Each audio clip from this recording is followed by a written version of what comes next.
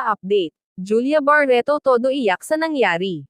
Paalala lang po, ang video na ito ay base lamang sa nakalap na impormasyon at nag-viral na rin sa iba't ibang platform maging sa social media at Instagram. Ibinunyag ng dating aktres na si Marjorie Barreto na na-confine siya sa ospital kamakailan lang. Wala siyang binanggit kung ano ang naging dahilan. Sa kanyang Instagram post ang ilang litrato habang nakarete siya sa kama at may mga nakakabit pa sa kanyang ulo.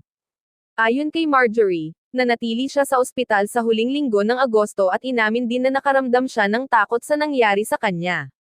Naikwento ni Marjorie na pinayuhan siya ng doktor na kailangan niyang magkaroon ng healthier lifestyle at subukang iwasan ang stress. Nilinaw rin ng dating aktres na mas okay na ang pakiramdam niya ngayon. "I'm good now, much better. Not 100% yet but definitely a wake-up call for all of us in the family. I need to surrender to God's will and lots of prayers that this doesn't happen to me again," pahayag niya. Say pa niya, "Just thought of sharing, because, you know how there are so many parts of our lives we don't get to share on Instagram. It's not fun all the time.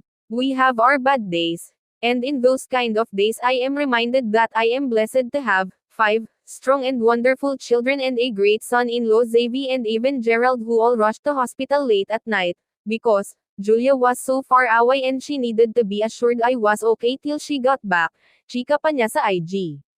Saad naman ng beauty queen actress na si Charlene Gonzalez Mulak, "Marge, praying your speedy recovery at my God's embrace continue to comfort you and your family.